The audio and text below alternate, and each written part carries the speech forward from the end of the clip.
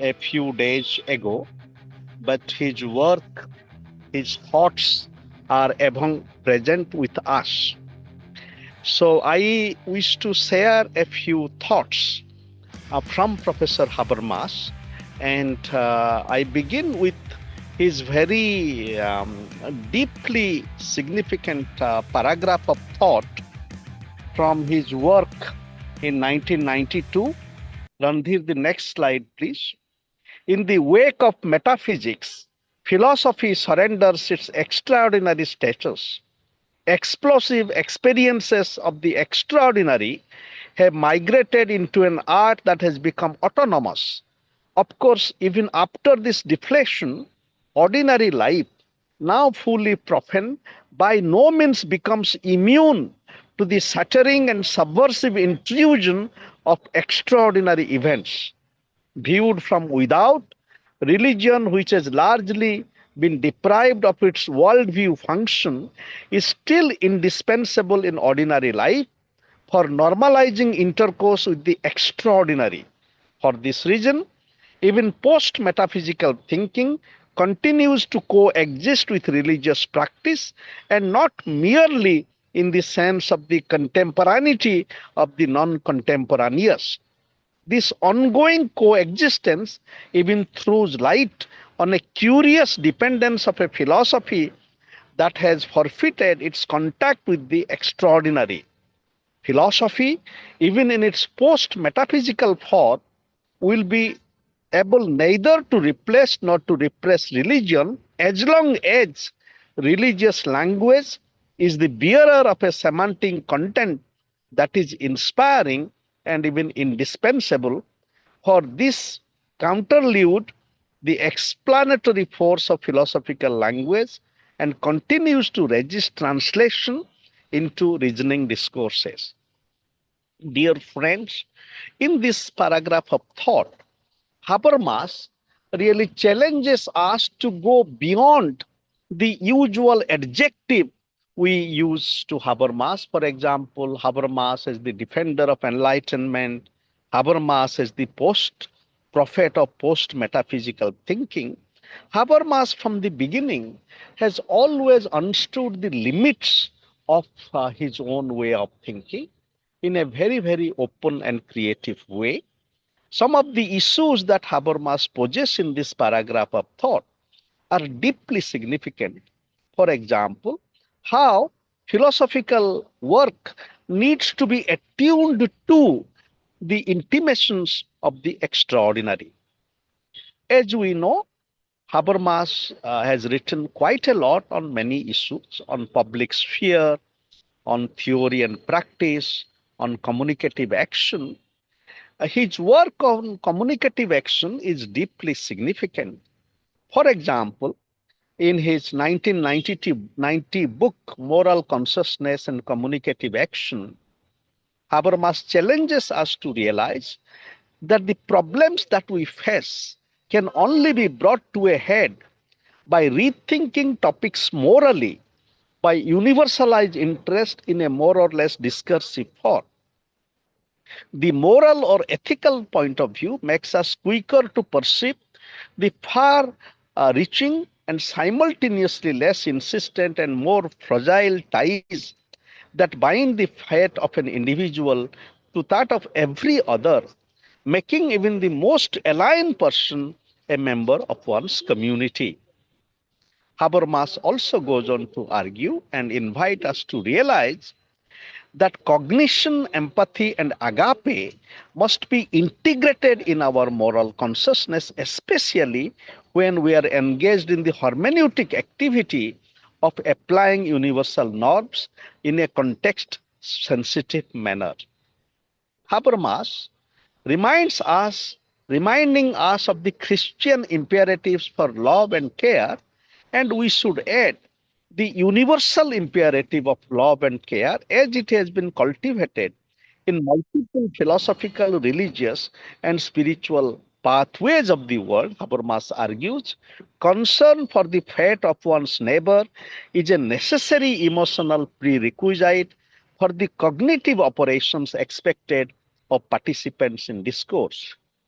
This integration of cognitive distanciation and emotional care is particularly required when the initial separation between morality and ethical life is to be overcome.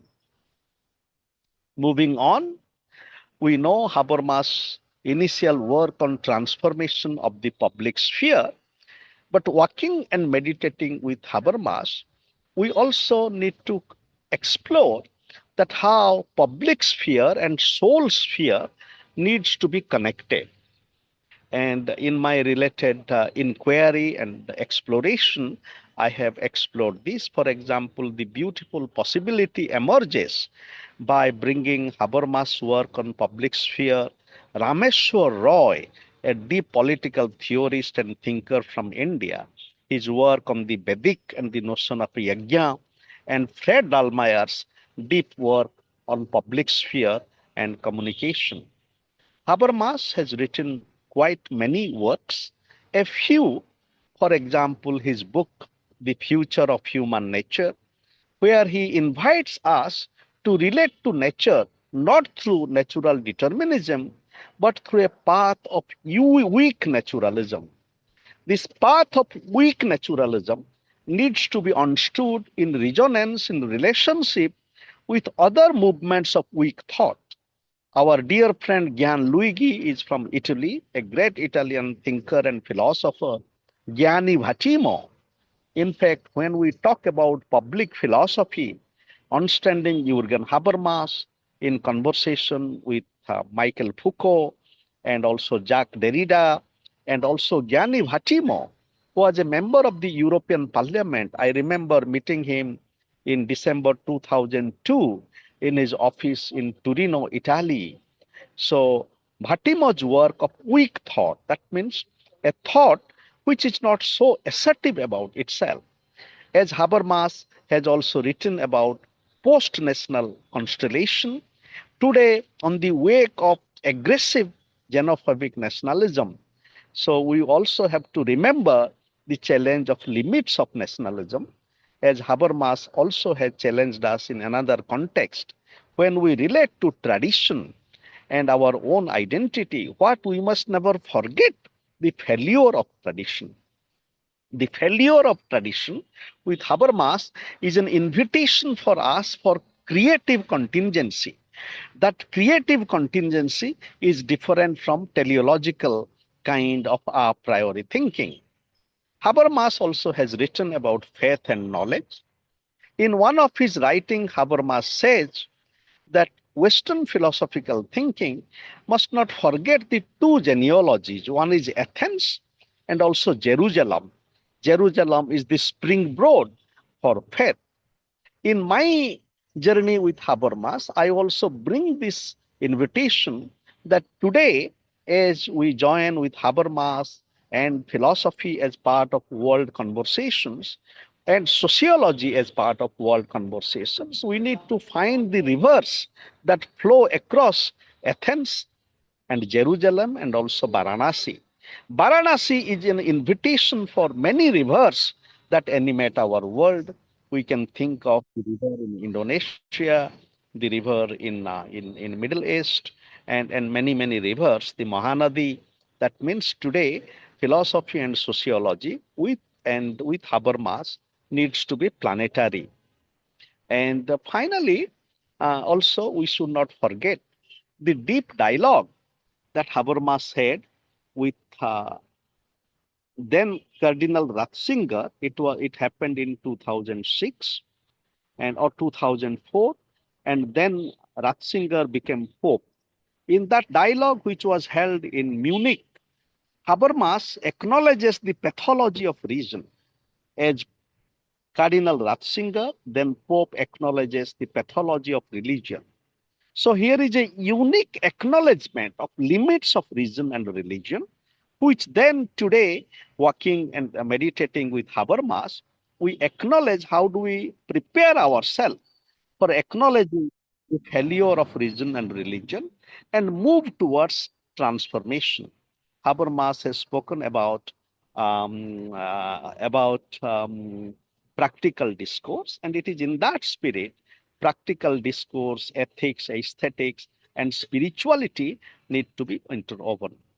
One thing we also should not forget that after the October 7, 2023 attack of Hamas, and then on 23 November, Jurgen Habermas, along with three of his colleagues from Frankfurt, they issued a statement.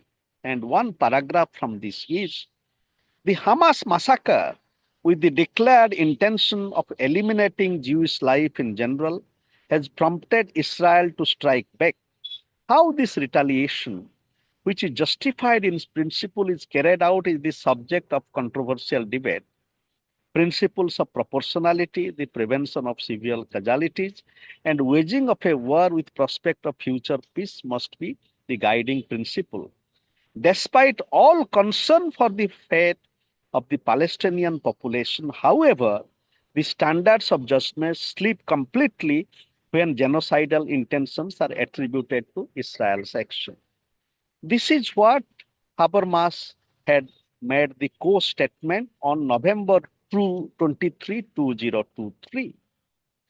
Now, if at that moment we could argue that we are attributing a genocidal intention to Israel, attack and aggression. Now, Habermas left us just 5 days ago. So therefore, the challenges before us is, as Habermas invites us to understand the failure of tradition, therefore our own limitation in really being with the persecuted, the killed and the bombed. And it is in that spirit, let us pay our tribute to Habermas by not forgetting this great epochal line, as Habermas has written in one of his books. Only when, and I am paraphrasing it, only when philosophy understands the distortion that violence introduces in history and society, then only it can contribute to mankind's evolution towards autonomy and responsibility. So, dear friends, thank you for your kind attention and a warm welcome to our Vishwaneedam Memorial Symposium with Jurgen Habermas, and with the contingency of the road. In case I am cut out, I request your kindness. Thank you for your kind consideration. Thank you so much, Ananta bhai, for illuminating the deep philosophical quest at the heart of Habermas theory. Through your reflection, you have invited us to engage more deeply and thoughtfully with his work. Without further ado, I would like to invite Professor B.K. Nagla sir to share some of his reflections on. Thank you. Respected friends, we gather today to remember and honor the life and work of Jurgen Habermas, one of the most influential social theorists of the 20th and early 21st centuries.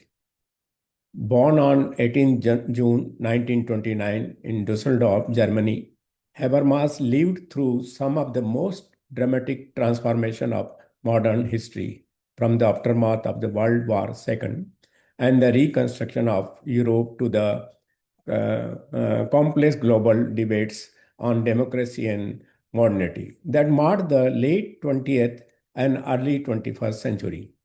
His passing on 14th March 2026 at the age of 96 marks the end of a remarkable intellectual life devoted to understanding and strengthening the democratic foundation of modern societies. For more than 7 decades, Habermas stood at the center of global debates about democracy, rationality, and modernity. As a leading representative of the second generation of the Frankfurt School, he carried forward and transformed the legacy of thinkers such as Theodor Adorno, Max Horkheimer. While the earlier Frankfurt School had emphasized the domination of instrumental reason in modern capitalist societies, Habermas sought to recover the emancipatory potential of rationality itself. His most influential contribution was the concept of a communicative rationality, which proposed that the foundation of social cooperation and democratic legitimacy lie in the capacity of human beings to reach understanding through dialogue. In this vision, democracy is not merely a set of institutions, but a living process of public reasoning in which citizens participate as free and equal intellectuals. Habermas' intellectual project also represented an ambitious attempt to synthesize insights from major classical thinkers such as Karl Marx and Max Weber. From Marx, he drew attention to the structural inequalities embedded in capitalist economies, while from Max Weber he adopted the concept of rationalization and the growing power of bureaucratic institutions. Habermas reformulated these ideas through his well-known distinction between system and life world, arguing that many of these crises of modern society arise when economic and administrative system encroach upon the communicative and cultural foundation of everyday life. Another cornerstone of Habermas' work was his analysis of the public sphere, most famously articulated in his early work, the structural transformation of the public sphere. In his study, he traced the historical emergence of spaces where citizens could debate public matters independently of the state authority, spaces that made modern democratic life possible. Although he later acknowledged the decline of transformation of this sphere under the pressure of mass media, corporate power, and bureaucratic governance, he continued to defend the ideal of inclusive and rational public debate as the normative basis of democracy. Habermas' work also sparked important intellectual debates, particularly with thinkers such as Michel Foucault, whose analysis of power and discourse questioned universal claims of rationality. These debates reflected a deeper philosophical divide between Enlightenment, universalism, and postmodern skepticism. Yet Habermas remained firmly committed to the idea that without some shared standards of rational justification, democratic critique itself would become impossible. In recent decades, scholars from post-colonial and decolonial tradition, including Enrique Dussel, Walter Minglu, and Boaventura Senatos, have engaged critically with Habermas' theory of modernity. They have pointed out that the historical public sphere he described was often limited to European bureaucracies, European bourgeois societies, and excluded colonial subjects, women, and other marginalized groups. These critics have expanded the conversation that Habermas himself helped to create, situating debates on democracy and communication within a broader global context. For scholars and students across the world, including those working in Global South, Habermas' work has served both as a powerful and analytical framework and as a point of critical engagement. His theories continue to inform discussion of democratic participation, civil society, public discourse, and the relationship between knowledge and power. The intellectual legacy of Jurgen Habermas is therefore immense. His writing reshaped debates across philosophy, sociology, political theory, law, and communication studies. More importantly, they kept alive the idea of democracy. Depends not only on institution, but on the capacity of citizens to engage in regional dialogue about their common future. Today, as we remember him, we honor a thinker who dedicated his life to defending the possibility of rational communication in an often fractured world. In an era marked by polarization and uncertainty, as we are facing nowadays, Habermas' faith in dialogue critique, and democratic region remain one of the most enduring aspects of his legacy. And the hope that through communication we can shape a more just and rational public life. He believed that the health of democracy depends on citizens who are willing to argue, question, justify, and listen.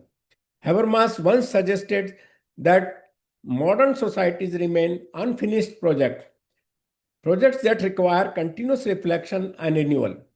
His life's work was dedicated to keeping that project alive. May his work continue to inspire future generations to keep the conversation of democracy alive. Thank you. Uh, I am thank I am very thankful to Professor Anand Giri and Professor Gautam, who have given me chance to share my ideas related to Habermas. Thank you, sir. Thank you so much, sir, for bringing Habermas theory into the field of sociology, knowledge building, and your lecture actually invites us to engage deeply with this conceptualization of how we make sense of everyday life and society. So we are going to invite now Professor B.T. Pius from Department of Philosophy and University Silchar. We request you, sir, to share your Thank you so much. Thank you. Thank you, Professor Ananta Giri, and for that wonderful introduction to Habermas, really placing Habermas for any kind of discussion about Habermas. That's what I think. And I thank Professor B.K. Nagla for a brief but very interesting introduction to Habermas. He shared some of the key ideas of Habermas. Some months ago, maybe few months ago, I happened to meet some of the German academics, professors, people who work in diversified fields of social theory, philosophy, etc., etc. And I mentioned little hesitantly about Habermas, thinking that the time of Habermas is over. That was somewhere near Munich. They were all happy to hear that I worked on Habermas. And some of them, at least, they had their PhD or doctoral studies done on Habermas. They're very happy to discuss about Habermas, not elaborately, but some of the ideas. Habermas was the most important post-war intellectual for the Germans. That was a very important insight that they shared with me. For us, those who are in India, maybe in the 21st century, Habermas was criticized seriously by post-structural, postmodern, deconstructivist thinkers. That's right.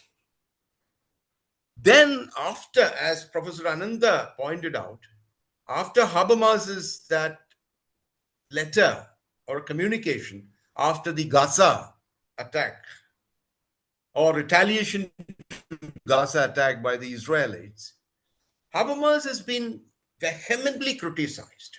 And of course, I have a very interesting paper which was published in 2024, 2 years ago, by Hamid Dabashi. He writes, thanks to Gaza, European philosophy has been exposed as ethically bankrupt.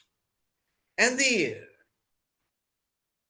slightly striking dimension is that in its disregard for Palestine or Palestinian lives, Habermas's Zionism has thus joined Heidegger's Nazism. I was really surprised to read this, how this can happen. So perhaps I think I'm not making a response to that. It's a very complicated argument, but I'm trying to think, not in a justificatory manner, what all are there in Habermas. Professor Ananta Giri has already mentioned some of them. I'm really surprised how we go along in many things. So how or what Habermas is having in his arsenal, in his thinking pattern, perhaps with which he would defend these kind of, to some extent, unjust unjustifiable merging Habermas with Heidegger's Nazism and calling Habermas a Zionist. Of course, not only Habermas, Sailab and Habib, all these people were called Zionists. I had a discussion with a friend of mine. He was very strongly arguing these people are without any understanding of justice. So I think he was a public intellectual, no doubt about it, along with Noam Chomsky, Michel Foucault, Zizek, Derrida, and many others. And I think Habermas's interventions in discussing the asylum issues during the contemporary refugee crisis, his arguments in favor of unified European Union against the surge of the right-wing populism and nationalism, and his deeply cherished ideal of democratic cosmopolitanism. All these are very, very important interventions, which we cannot forget. When we call Habermas a Zionist or insensitive to violence against humanity, we should not forget that. Habermas dealt with philosophical and social theoretic themes like rationality, communicative rationality, decentered knowledge, philosophy of social sciences, emancipation and emancipatory interest, legitimation, crisis, theory and practice, critical religiosity, public sphere, modernity, critical modernity, moral consciousness and communicative action, post-metaphysical thinking, post-national constellations, discourse theory of law and democracy, otherness and inclusion of the other, and social dialogue as discourse ethics, the future of human nature and the power of technology. Perhaps the last major book, The Lure of Technology. These are largely echoing the titles of Habermas's major works. I didn't write the titles, I just capture the main themes. And let us come to the present post-death scenario of Habermas. As one of the recent write-ups says, there are hundreds, I would say, but at least a dozen plus of them are very, very serious. A recent write-up says Habermas's philosophy can be briefly summarized as a haiku. From speech comes reason, discourse of modernity, enlightenment's heir. This is the haiku. Habermas was called once a theologian of talk, dialogue, because he says democracy primarily is from conversation. In another write-up appeared in Jacobin, Jurgen Habermas' European Illusion by Hans Kudnani says, the late Jurgen Habermas saw Europe as a vehicle for a social democratic post-national politics, but that failed. That's what he's telling. That failed.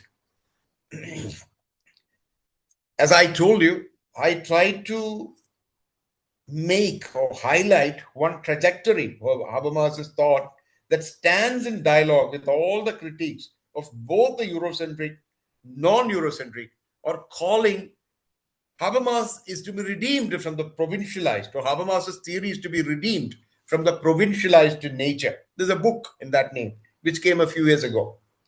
Habermas was deeply into the Marxist tradition, was also critical and tried to make emancipatory projects more inclusive and democratic. The first phase, I think, is very important. As a Kantian, his concern for ethics was notable. The ethical dimension of Habermas, discourse ethics, communicative rationality, all these things will come. Sorry. As a neo-pragmatist, Habermas's pronouncements on post-metaphysical thinking were marvelous, as Professor Ananta Giri was highlighting. I would mention them in a simple equation one by one. First, he argues that the efforts of social theories to reduce the dynamics of social development into labor and technological innovation alone is severely incomplete. It's a big debate. It's a big debate with Marxists, Anthony Giddens, Habermas on one side and many other people on the other side. Further, he will caution us that interaction, communicative interaction, presupposes language as the medium of intersubjective agreement. The major argument of Habermas, intersubjective communication, intersubjective and intersubjectivity. Habermas aims at a critical reconciliation of hermeneutics and positivism. Philosophically, for Anthony Giddens and all, one of the most important contributions of Habermas, theoretical aspects of Habermas. Secondly, decentered and multidimensional understanding of knowledge is tangled with emancipatory intent. And it is so because it is historically and socially and organically ingrained and developmentally realized in human interest. One of the first phase of Habermas thinking. Then comes the communicative dimension. Third one is the post-metaphysical and the kind of inclusion of the last democratic dimension. Therefore, deeper intents and efforts to counteract the contemporary social pathologies, the intersubjective philosophy as a full-fledged critical theory has to intervene and partake any debate and stance of critical theory on a key insight of a decentering, self-reflective critic, sternly based on democratic social dialogue. And the third part, procedural rationality against the philosophy of consciousness, the post-metaphysical thinking. Perhaps the above three positions representing a very vast theoretical engagement by Habermas. Habermas is a voluminous writer. Of course, debatably summarized by me, debatably, of course, I think rests along with many others on one of his major theses, the dialectics of secularization. Professor Ananta Giri has already mentioned about that. Of course, there are two important books, that is Religion and Rationality and Naturalism and Religion. But this particular work, it is the one which Professor Ananta Giri has mentioned, his debate with Cardinal Ratzinger, a known Catholic theologian who became Pope later. The title of the book is Dialectics of Secularization on Reason and Religion. The concerns were shared under themes as follows. 1. Pre-political foundations of the democratic constitutional state. And Professor Ananta Giri has mentioned, Athens, Jerusalem, and Varanasi and all that from this side. The justification of the secular constitutional state on the basis of the sources of practical reason. How is the solidarity of the citizens of the state reproduced when the societal bond breaks or societal bonds break? Excursus secularization as a twofold and complementary learning process. How should believing and unbelieving citizens treat one another? Very important theme that we face in India regularly when we discuss about secularism. And Habermas has made a very interesting intervention where he is making a critique of Ashish Nandy and other people. And perhaps he is not deeply into that discussion, but he is very strongly there. I made an interview with all these people on that when I was doing my research long years ago, 24 years ago. That which holds the world together, the pre-political moral foundations of free state, the intercultural dimension and its consequences. This is exactly the mold of framework in which the dialectics of secularization is taking place. Of course, this will stand in dialogue with the concept of unfinished dimension of modernity or enlightenment that Habermas is all the time talking about. I'm sorry. I don't go into the details. Instead, I try to highlight religio-cultural critique is the prime requirement of democracy. Perhaps I overread a little more into Habermas. I'm really sorry. Because democracy, dialogue, ethics, all these things presuppose kind of religio-cultural critique, not only religio-cultural critique, religio-cultural self-critique, autocritique. The critique of modernity, Western liberal democracy combines a self-critique as well as Habermas expresses it. The self-understanding of modernity is characterized not just by theoretical self-consciousness, but by a self-critical attitude towards all traditions, but also by the moral and ethical ideals of self-determination and self-realization. Post-traditional. What is post-traditional? Is a very... We can't discuss about liberation. We can't discuss about emancipation without understanding what is post-traditional. Of course, Habermas contrasts it with post-secular. And I would say that, which I don't discuss here, Habermas invites some understanding of an intercultural post-religiosity as well. Of course, in my own humble ways, I have written about it. I'm trying to theorize it further. Habermas' critique of religion not only couples here with a critical modernity to enact a critical religiosity, but also makes it part of a critical modernity. Habermas argues, I quote him, thus modern faith becomes a reflexive. Only through self-criticism can it stabilize the inclusive attitude. As Professor Ananta Giri quoted from post-metaphysical thinking, this is existing side by side. But how does it exist? It exists in the form of a reflexive self-understanding and critique. Then he writes, the awareness is growing, first of all, among the intellectuals, that one's own religious truths must be brought into conformity with publicly recognized secular knowledge. And this is applicable, in the case of ideological understanding also. A public debate within ideological frameworks are very, very important. Like Christianity, since the Reformation, traditional worldviews are thus being transformed into reasonable, comprehensive doctrines under the reflexive pressure generated by modern life circumstances. So Habermas does it very seriously, adorably. Habermas's theological interventions in his own tradition, that is Judeo-Christian, to advocate an enlightenment Christianity. He's talking about enlightenment Christianity, to dialogically respond to the post-war reality of which a post-secular reality of which Habermas points out some models emerging with notions of a polycentric worldview. Of course, Professor Ananta Giri mentioned about Vattimo. All these people will be part of this kind of an understanding of a polycentric world church. Johannes Baptist Mest, the well-known theologian, is mentioning all of them. Then global ethics, Hans Kuhn. Then Glebe Mueller and his political dogmatics, Glebe Mueller. Many of these wonderful theologians Habermas is aligning with his own understanding and theory. The above model welds the notion of social dialogue with critical religiosity. For example, I remember the debate in India where recently, I forgot her name, Professor Krishnan will be able to tell that. Recently, a book was published. It's about the use of unreason and the emergence of Hindutva nationalism. And there was another book which actually inspired this book that Guduvarthi was mentioning. I have the book with me. I don't have time to check it. I have the book with me.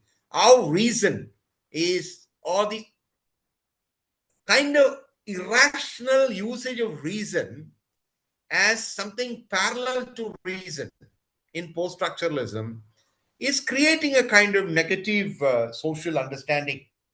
I won't appreciate that argument fully, but there is something to be debated in that. So this religiosity, critical religiosity and social dialogue, their mingling is to be achieved through a self-critique of one's own tradition as the intimate moments of intercultural and multicultural constitutive components of its realization. It is both intercultural and intracultural. Therefore, Habermas would not easily yield when he is called a Zionist, provincialized, and his communicative philosophy becomes lost with Heideggerian Eurocentric Nazi philosophy. As observed by Richard Bernstein, when you begin flirting with the rationalism and nihilism, for Habermas, it evokes horrible memories. It evokes the Hitler period. They call it crank outrage or mortification. If you go to Germany, I think my limited days and my understanding, if you mention this, still they feel, many of them, and a small fraction or small section of the people are becoming easily neo-Nazis also. These two formations are happening. Inspired and motivated by the same reason, Kellner observes, Habermas's steadfastness in rediscovering again and again the critical content in his own tradition declares that there are obdurate orthodoxies in the West as well as in the Middle East or Farther East, and among Christians and Jews as well as Muslims. Those who wish to avoid clash of civilizations must therefore keep in mind the still unresolved dialectic inherent in our own Western process of secularization. I think this statement is very, very important because the clash of civilization was an absolutely wrong theorization. And I think the parallel given by Habermas is critical religiosity, social dialogue, and the kind of critique and dialogue coming together to determine and decide a space beyond this clash of civilization to have a democracy more and more meaningfully, dialogically grounded. Habermas's philosophy will continue to inspire us for a debatable, ethical counterclaim to some versions of the postmodern theories and their non-referent ultra-relativism. I'm sorry about this word. I don't get a better set of words. Professor Krishnan Unni will be able to help me in this. A social dialogue and deliberative democracy and a recognized intercultural space for all cultures to critically validate their values and engage in dialogue is relevant as we are faced with the questions for an emancipatory, knowledge, ethical, political form of coexistence. Habermas is not the final answer. No theoretical formulations are not the final answer, but there should be debate in accepting, rejecting, and criticizing. A meaningful debate. And I think the significant inconclusiveness in Habermas, which I wrote many places, and Habermas's critical theory does not foreclose radically redeemable counterfactual ideals. I think this is a very important dimension of Habermas as a critical theorist. He doesn't foreclose, he keeps it open. And that openness is immensely debatable and which would help us in understanding the present crisis, the war. I won't think Habermas would appreciate the attack on Iran by America and Israel, the war self-declared by them, because he was strongly arguing against the Iraq attack by America, telling that without a proper UN mandate, they cannot go. It is a violation of international law. But what are the life world tools and the triggering elements where religion, uncritical dimensions of ideology and religion, undialogical discourses, what are they? That we have to keep on asking. I think I stop here. Thank you so much. Thank you so much. Your reflections were deeply thought-provoking, especially bringing out the critical dimensions of Habermas' thought. And lectures invites us to understand the trajectory of this political development and to engage with the many debates, vibrant debates and discourses that finds dear and friend, now I would like to invite Professor Krishnan to share some of his reflections in today's symposium. Yes, sir, over to you. I hope I am audible. Am I audible? Yes, you are audible. Okay. Thank you. Thank you very much, all the previous speakers. And my due thanks to Professor Giri for inviting me to this extremely important symposium on Jurgen Habermas. Well, the most sad aspect of the passing away of Jurgen Habermas, I would say, that Habermas passed away at this point of time when the world is undergoing a tremendous war. I would say wars. This is not just a one war which is going on the other hand, a series of wars. And the whole concept of the war has changed in the 20th century, which has got something to do with the early development, the intellectual development of Jurgen Habermas. If you are looking at the time when Habermas was born, the time when Frankfurt School was developing, the time when Habermas took his intellectual strands from the early Frankfurt School thinkers, his later collaboration with Theodor Adorno, Max Horkheimer, and finally, single-handedly taking the legacy of the Frankfurt School from that of the 1930s to the recent times, I would say till 2026, which is an era which is spanning around 70 years, is not a simple one. Even today, when we talk about the literary histories, sociological histories, the histories of postmodernism, post-colonialism, and many other things, one never can divorce from the advantages which Frankfurt School has given in culture studies. I would like to look at the contributions of Habermas slightly different.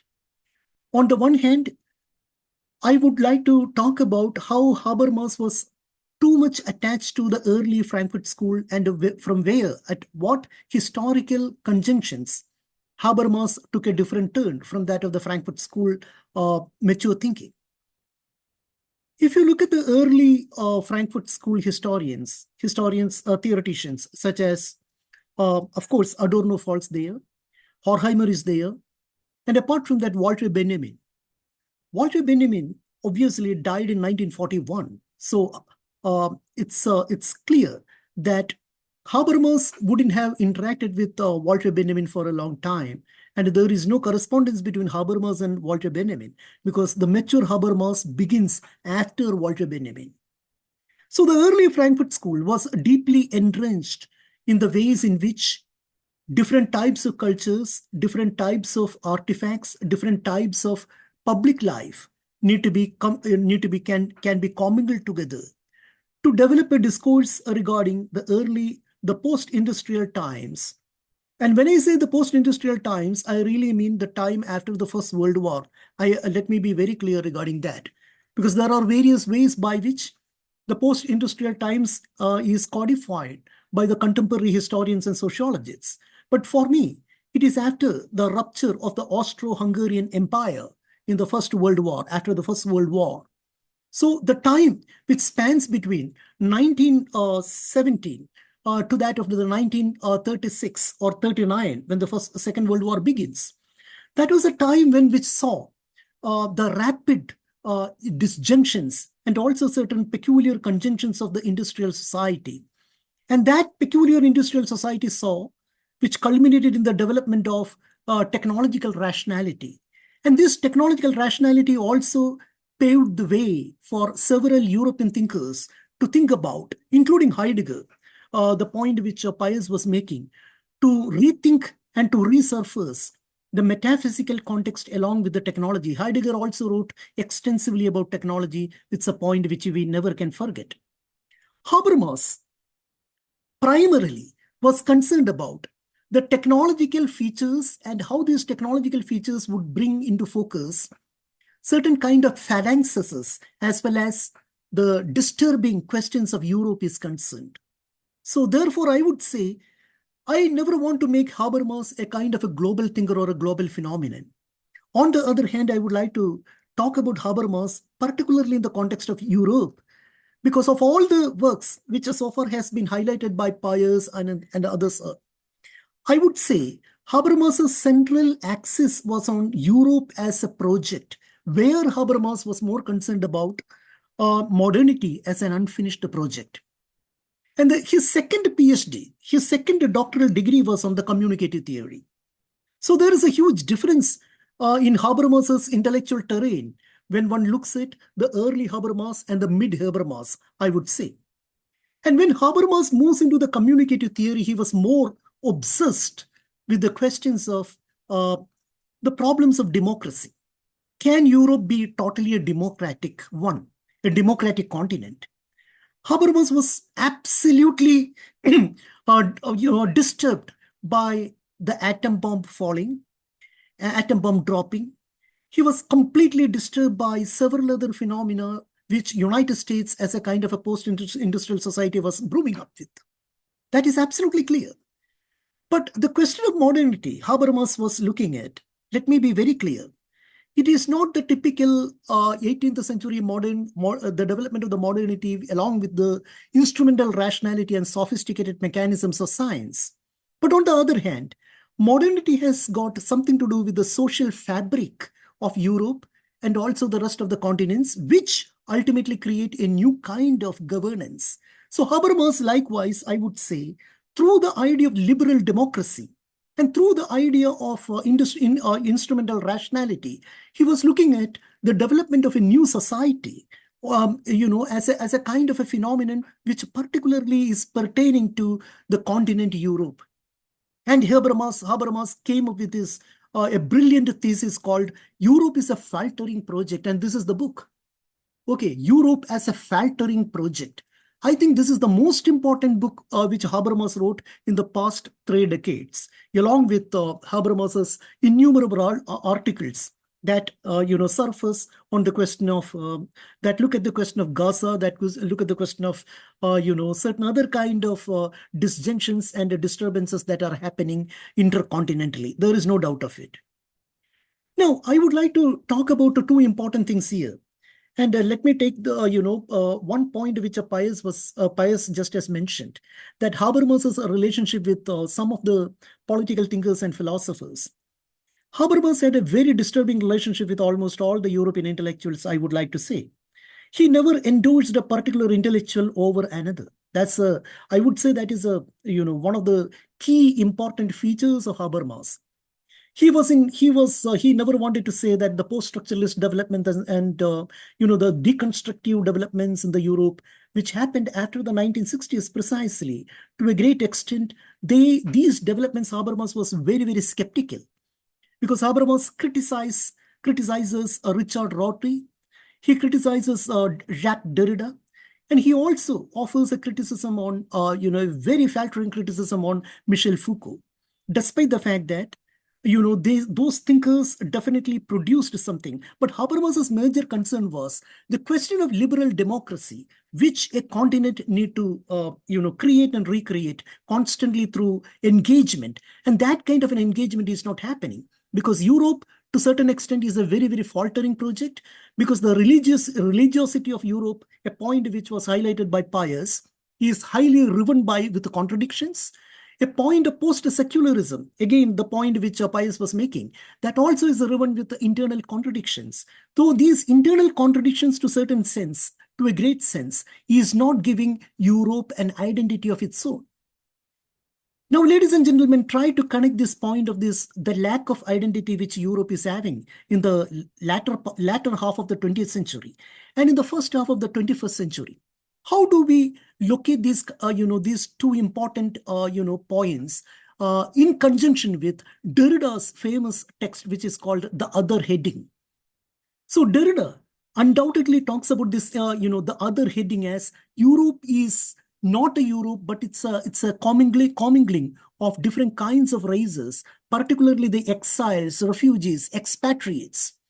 And this expatriate question is the only one which Habermas was rethinking in the last 2 decades when he was trying to formulate why Europe became a faltering project. Here also, please remember the fact that the term which Habermas is using, he is using a term like a faltering project. Project is very important for Habermas. See, long time back, he was saying modernity was an unfinished project. Again, he used the term project. All right. The instrumental rationality is not completely a failure. But however, instrumental rationality has created certain group of people, certain group of thinking, certain domain, a peculiar kind of a domain where secularism itself has become a major problem to digest and also to digress. This is where, I would like to say one of the very, very important way of looking into the thesis, the so-called thesis of the communicative theory, and how this communicative theory can be digressed from that of the culture studies, the major part of the culture, the question of the culture, which Adorno, Horkheimer, Walter Benjamin, all these people were looking at. So my way of looking at Habermas is, I do not want to look at Habermas as a continuation of, Adorno. Please remember the fact that Habermas worked as an assistant of Adorno. He was an assistant of Adorno, and Adorno used to have excruciating differences in the ways of thinking of Habermas, because Habermas at that point of time was too much looking into the question of the language, whereas Adorno, being a macabre genius, as all of us know, he was into music, he was into social life, he was into reconstruction. He was quite an ally of he was quite a friend of Bertolt Brecht. He was also a friend of Walter Benjamin. Their correspondences are very, very popular these days.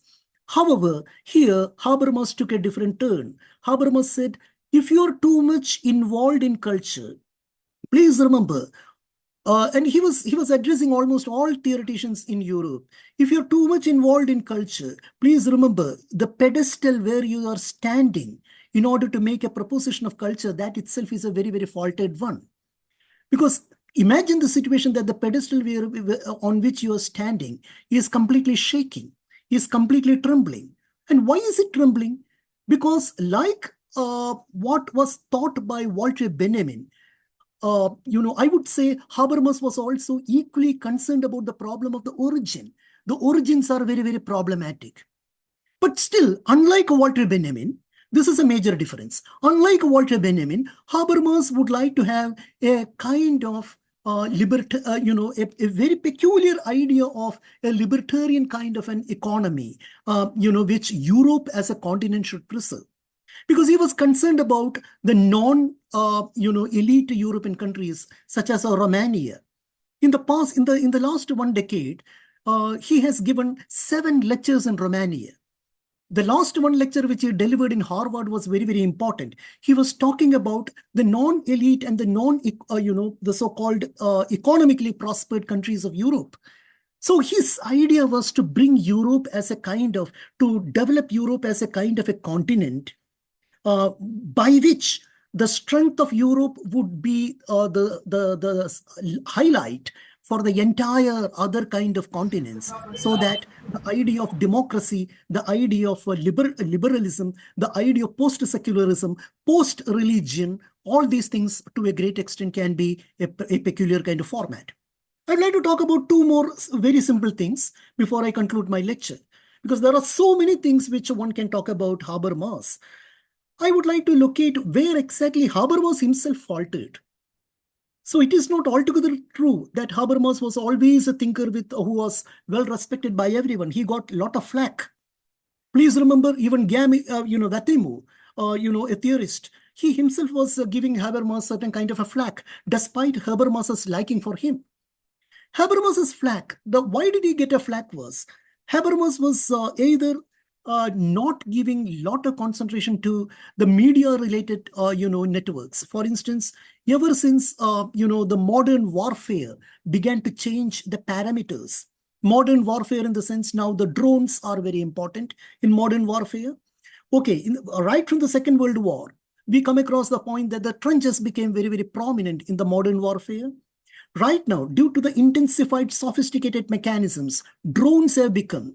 So modern warfare is a warfare even, one can sit inside a room and one can switch on some of these, gadgets, and you can burn a continent by a ballistic missile or something like that. And Habermas was not giving that kind of acute attention to the ways in which, the subgroups, in a post-colonial context, we can say the subalterns and other kinds of people, the subgroups.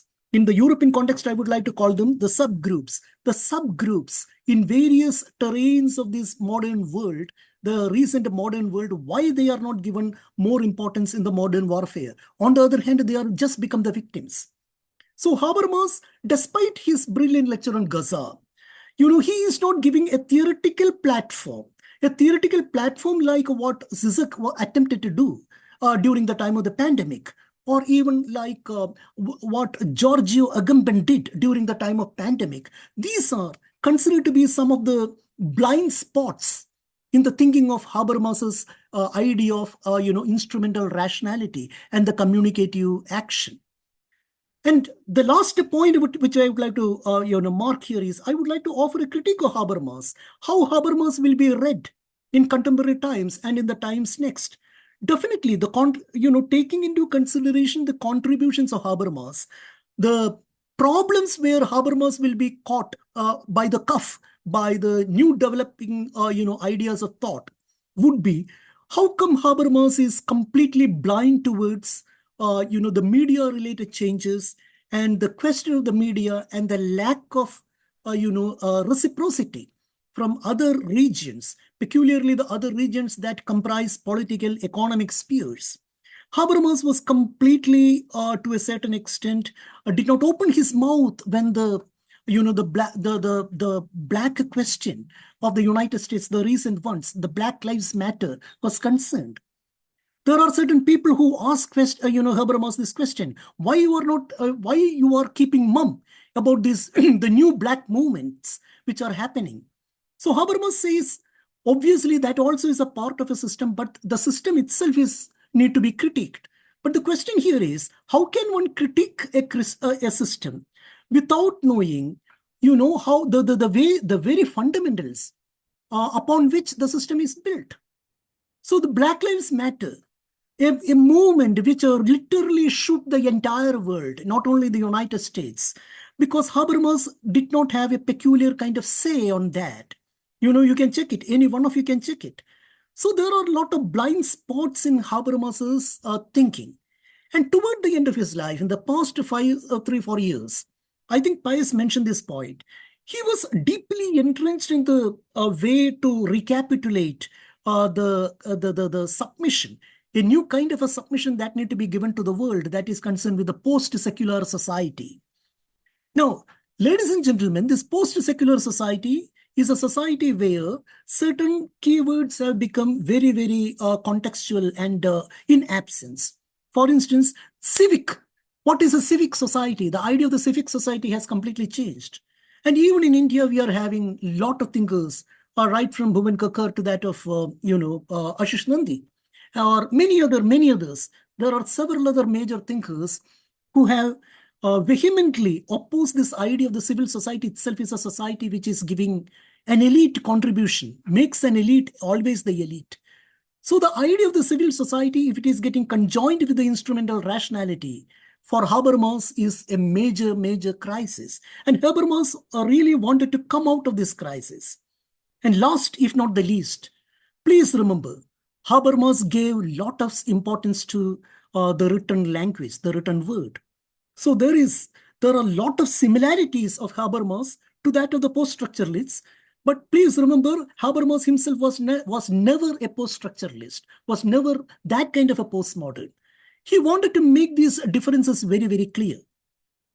So the way I would like to look at Habermas is, can we have a critique of Habermas in the coming times as far as the contemporary politics where, the question of liberal democracy is fast disappearing, where the idea of the instrumental rationality, the sophisticated mechanisms of the Enlightenment is completely shuddering?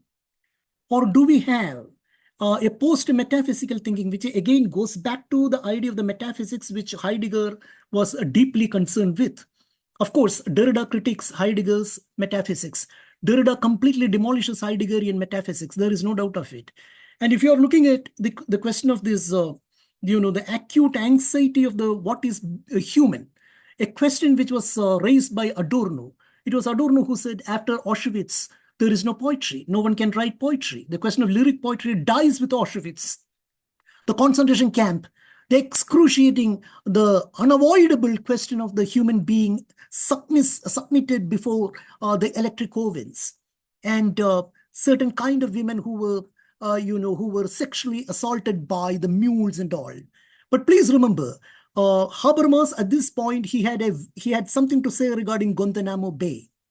It was only Habermas at that point of time who powerfully voiced his concern about Guantanamo Bay, that human beings are not to be treated like guinea pigs, or they should not be tormented severely like certain other kinds of creatures or whatever. Guantanamo Bay, he had a very, very powerful point. And, and in this book, Europe as a Faltering Project also, he's mentioning about Guantanamo Bay, the excruciating conditions of the humanity, which is, and I think that point is very, very valid. And it makes, Habermas connected to Primo Levi, a writer, a thinker, a scientist who, like Adorno, I would say more than Adorno, spoke about all the, the problematics of the, the concentration camps and the question of fascism.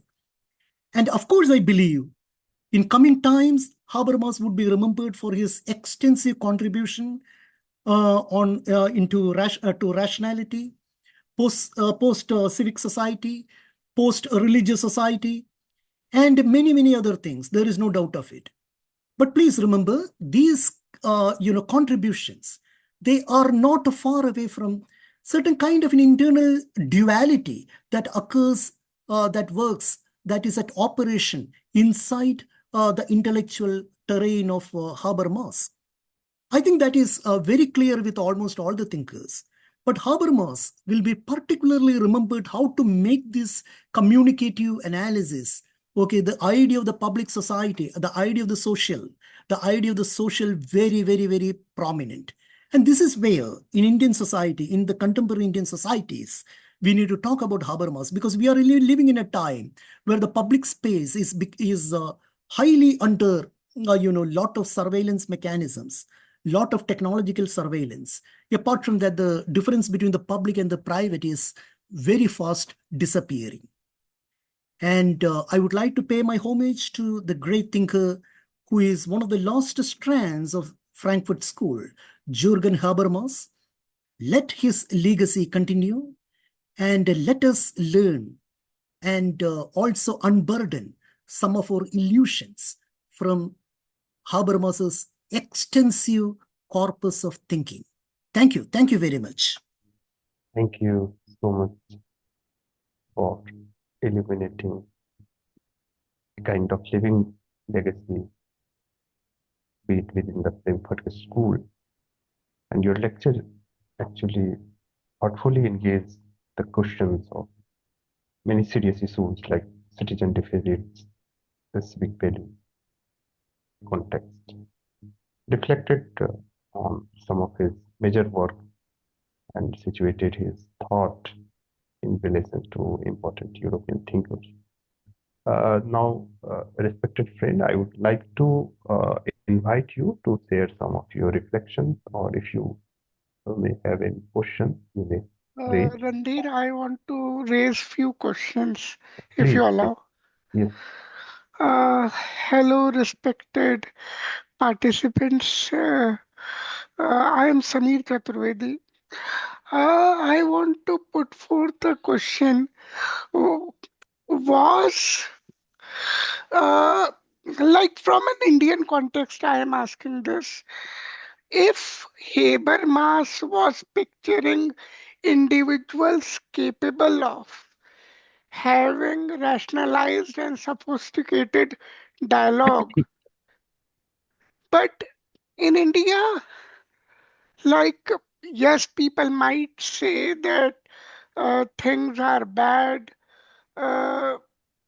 after 2014, like there is certain kind of ultra-right narrative is being played on both on mass media and on the ground, like social media or on the ground. But in an unequal society, India always had. How one can have those possibilities of those dialogues where I want to share my own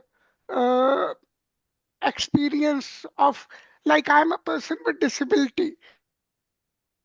So I was engaging with some of my friends how disability uh, is a form of diversity. It must not be stigmatized, or it must not be only evaluated through physical defect or so on and so forth. My friends and some of my friends really engaged with me and understood my points. But after some after few days, I got a call from one of my friend. She asked me, Sami, tell me if Zomato is hiring mute people as a delivery boy. Doesn't it impinge on the regularity of life? because somewhere down the line, a mute person will not be able to really perform at the best of his ability, uh, a job of a delivery guy. And she narrated a particular incident which occurred in her locality. Then I felt a bit bad, but she was rationalizing it like she saw some kind of chaos and she was saying, so in that regard, where people keep on going back to their conservative positions, how this communicative action is possible. And secondly, I want to ask if Habermas supported Israel or did not say much about Gaza in later part of his life. People are writing that it shows his politics which changed. So does it change to support right-wing politics per se, or he was conceptualizing something else? That is my question. I'm resting my case. Yes, I would like to give some quick response to what Samir said. Samir, thank you for both questions. Your questions are very interesting and also very, very valid. I would say very crucial. Let me go back to your second question first. Okay, first I will answer your second question regarding some kind of silences. I would say some, conspicuous silence which is there on the part of thinkers like Habermas or whatever. But definitely, I don't think Habermas was supporting Israel. Never, never, never, ever he would support Israel. At the same time, never, ever he would support, United States. There is no doubt of it. See, for example, we expect a lot from each and every thinker when a major crisis in the world is happening. But some thinkers take a lot of time. They may not be immediately responding to the occurrences, however brutal, however atrocious they would be. All right. Because I think, I am sure of the fact that Habermas has written about the Palestine-Israel issue, not like Edward Said, not like, other European thinkers or whatever, but very, very differently in the past. And Habermas was very critical about all these, Hamas and other kinds of fundamentalist, organizations, which create war again and again and again. So likewise, there is no doubt of it.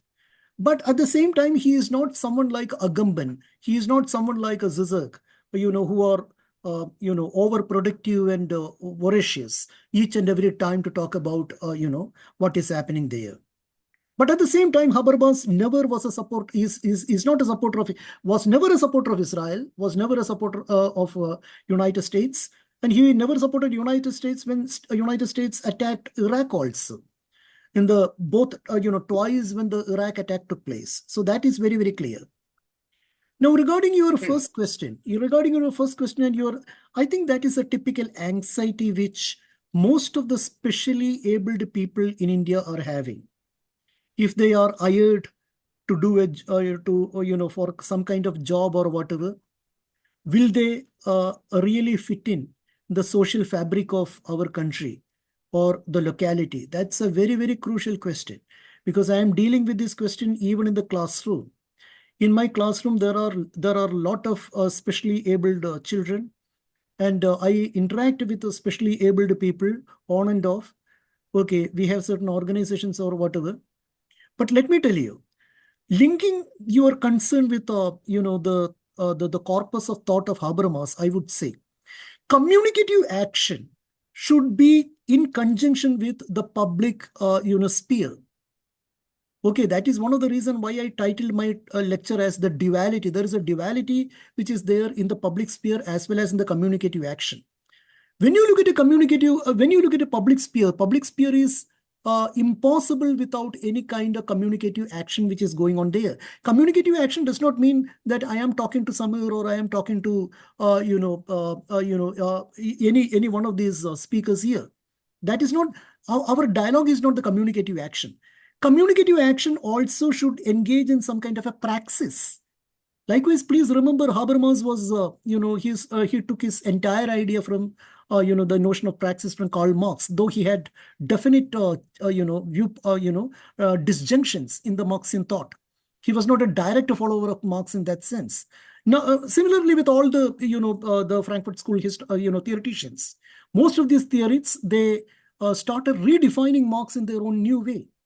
So Habermas really encouraged, the vulnerability, the question of the vulnerability and the question of any other kind of things which are connected to the public sphere relating to the communicative action. So as far as a specially abled person is concerned, if that person is getting humiliated in the public space, of course, that humiliation is very, very serious.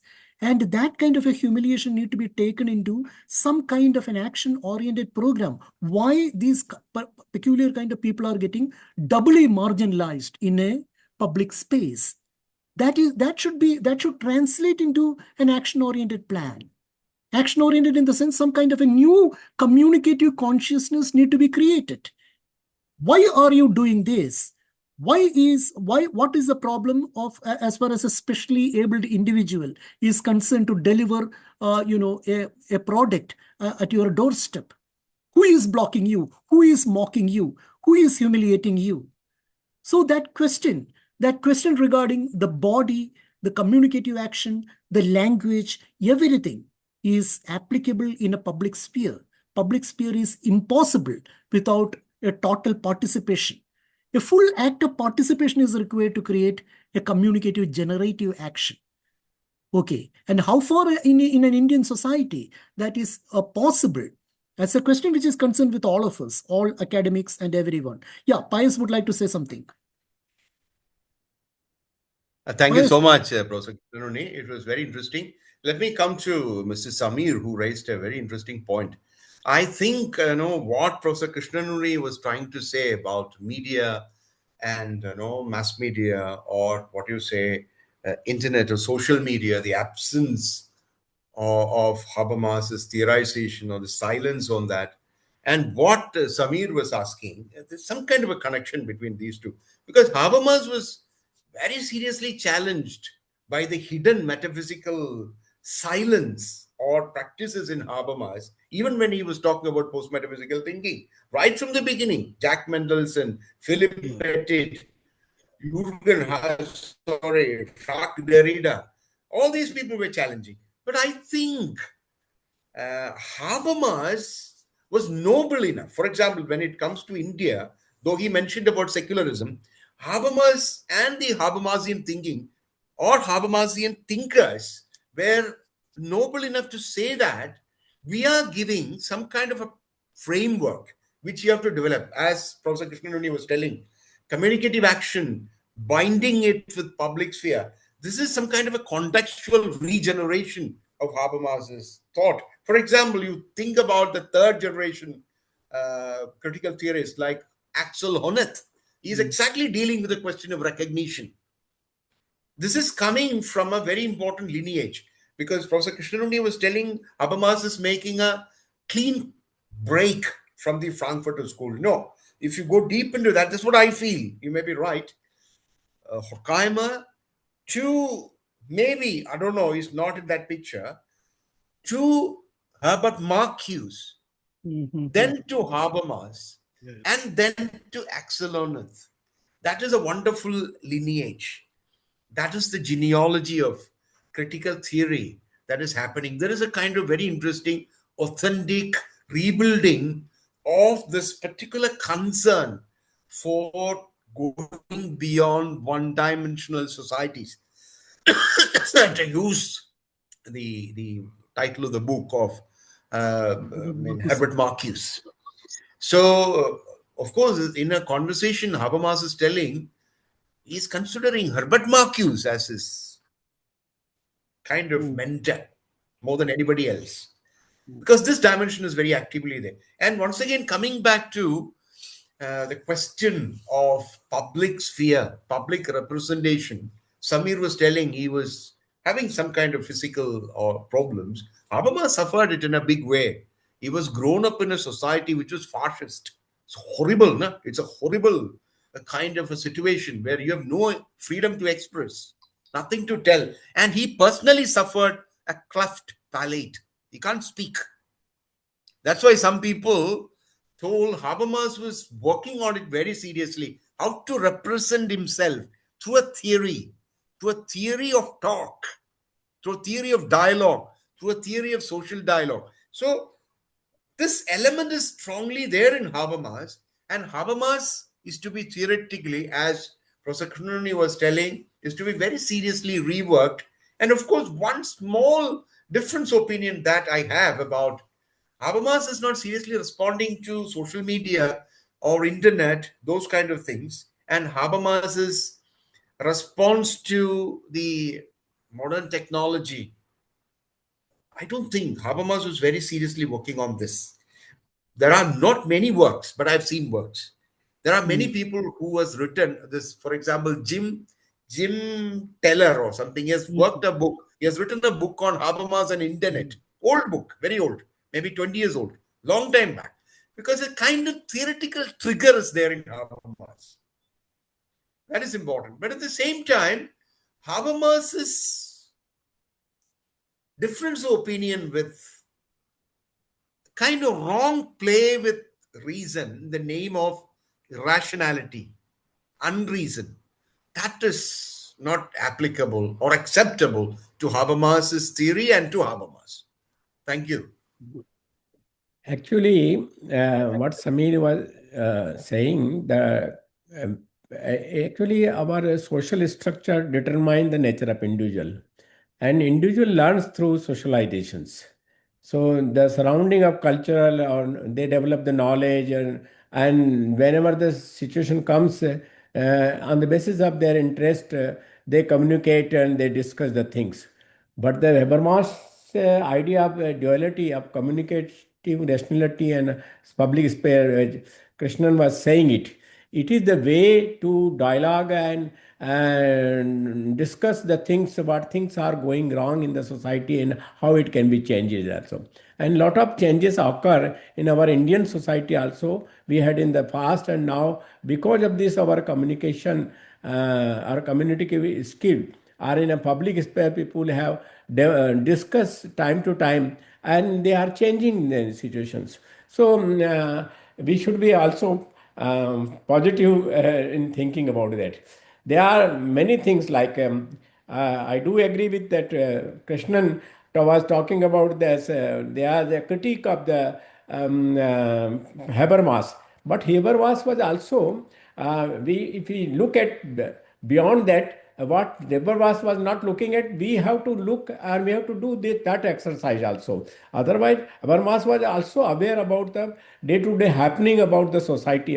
He was aware about the Russian, he was aware about the Ukraine, he was aware of Gaza and Israel, everything he was aware. But we have to look where he was silent and what we can think in other way. That is very important also, and that is the possible through the communicative action in our public sphere also. And that's why nowadays what happening in throughout the world, that everywhere is a polarization of the society, and even Habermas has given very good idea of the system and life world. A system when it is dominating by the state or politics, and they are making a crisis in the day-to-day life of the peoples also. So when we do not have communicative actions or in the public sphere, we cannot think about the any sort of the solution or positive action in this way. So that I am looking from that angle. Thank you very much. One more word, if you allow me, just one more word. That is, when it comes to India and Habermas, I do not know, I'm not sure. I was trying to develop a theoretical understanding or formulation by making it into a kind of intercultural hermeneutics, a blend of critical hermeneutics to be improved with intercultural hermeneutics. which I've been using and trying to work it seriously. I do not know to what extent I can go about this, but I think many of the ideas that we discussed in connection with the interculturality happening in understanding different cultures, different theoretical orientations, different democratic formats and formulations, and the history when it comes to India, Renaissance, and many kind of enlightened movements which are happening in India, they have this intercultural dimension happening, and that can be connected to a kind of intercultural critical hermeneutics by using Habermas's theoretical tools, not in an uncritical manner, but of course challenging it, questioning it in a very radical way. For example, we can look at Gandhi. For example, Samir was talking about public sphere, democracy, society, participation, participatory democracy. And all these things, of course, Gandhi, Ambedkar, Brahmabandhu Bhattacharya, Tagore, we can see a kind of triggering of this intercultural understanding, which Habermas would theoretically make it a little more innovative. That means by using the Habermasian theoretical project. That's what I think. So I'm into that. I'm trying to do that. Perhaps Professor Krishnan Unni knows because he wrote a foreword to my book where I'm not mentioning it seriously. I'm mentioning in this particular book where I made a kind of collection of my papers, but mainly it is about papers, all the major papers around Habermas, different kinds of papers. It came with reflections. There in the introduction, I'm trying to make this formulation that kind of post-structural and intercultural hermeneutics and critical hermeneutics blend together. Thank you. Thank you. Thank you so much. May I invite Professor Gyan Luigi from Italy to share some of his reflections, and then we'll. Yes, thank you so much. It was very interesting. It was really very, very interesting. Very exciting, I must say. Unfortunately, I'm not an expert of Habermas, more perhaps of one of his scholars, that is Seila Benhabib, but I did not study Habermas as author, therefore I could only listen to the expositions, but